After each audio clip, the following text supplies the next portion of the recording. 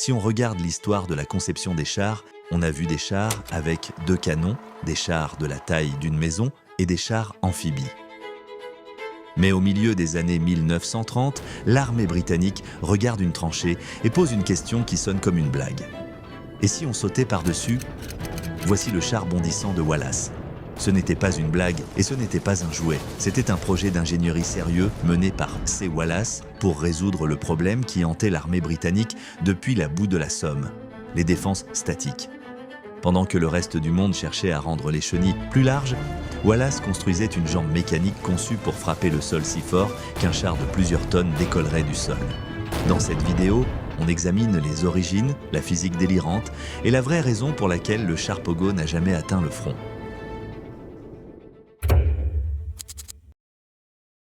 Pour comprendre le mécanisme de Wallace, il faut arrêter de le voir comme un véhicule et commencer à le voir comme un énorme marteau-pilon blindé. L'ensemble du système reposait sur un concept appelé le stockage d'énergie mécanique. Le problème auquel Wallace faisait face, c'est que le moteur des années 1930, en particulier le bloc de 40 chevaux du Carden Loyd, n'avait tout simplement pas la puissance instantanée nécessaire pour propulser 1400 kg d'acier dans les airs.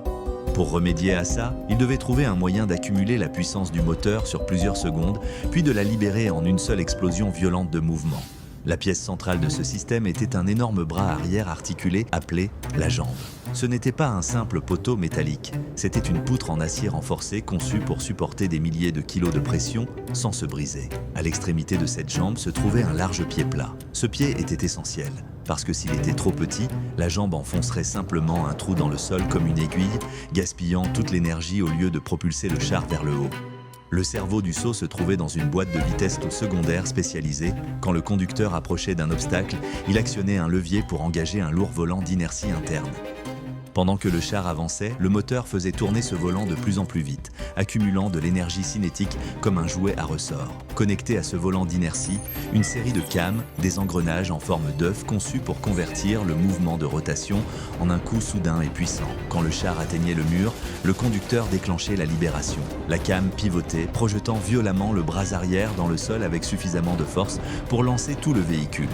Comme la jambe était à l'arrière, le char inclinait naturellement son nez vers le haut en premier, permettant à l'avant des chenilles de passer par-dessus le sommet de l'obstacle pendant que le reste de la caisse suivait en arc de cercle. Mais la physique de l'atterrissage était tout aussi complexe que le lancement. Pour éviter que le char ne bascule en arrière ou ne plonge du nez dans la boue, le coup devait être parfaitement synchronisé avec la vitesse d'avancement du char. Si le char allait trop lentement, il bondissait simplement vers le haut et retombait sur ses propres chenilles, risquant de briser la suspension. S'il allait trop vite, la force du saut faisait basculer le char. Pour gérer la violence du mouvement, Wallace a même expérimenté des cylindres qui servaient d'amortisseurs géants. Leur rôle était de rattraper la jambe après son déclenchement, l'empêchant de rebondir et de s'écraser contre le plancher du char. Tout ça pour faire défier la gravité à un bloc d'acier britannique pendant quelques secondes terrifiantes.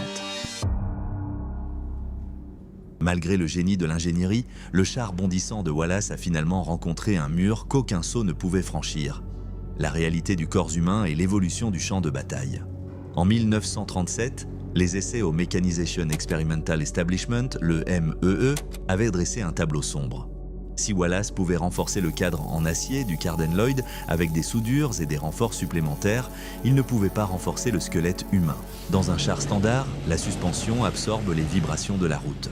Dans le char de Wallace, la suspension devait absorber l'impact d'un engin de 3 tonnes tombant de plusieurs mètres de hauteur. La force de décélération, la charge en G au moment de l'atterrissage, était suffisamment élevée pour provoquer des commotions cérébrales, des contusions internes et même des compressions vertébrales chez l'équipage. Même si le char survivait au saut, le conducteur était souvent trop sonné pour continuer la mission.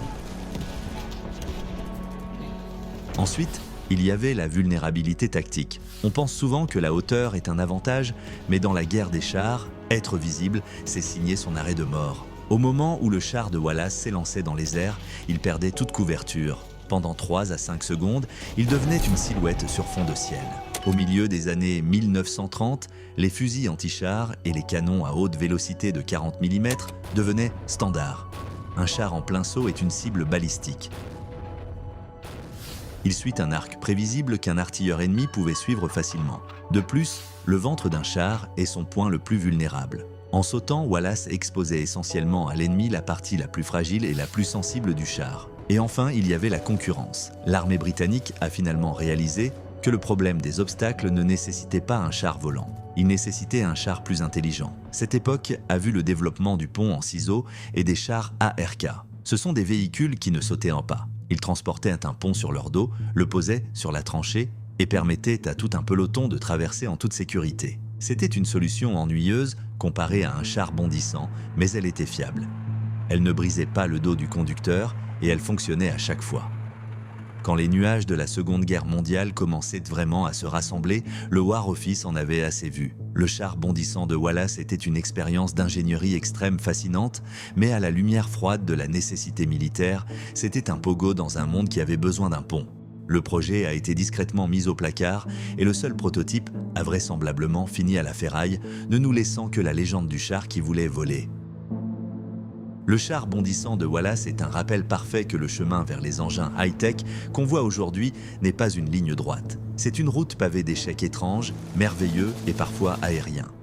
Les règles de la guerre des chars n'étaient pas encore gravées dans le marbre. Avant qu'on se fixe sur la formule standard des lourdes chenilles et du blindage épais, il y avait une brève et chaotique fenêtre où les ingénieurs croyaient sincèrement qu'un char devrait se comporter plus comme une sauterelle que comme un bulldozer.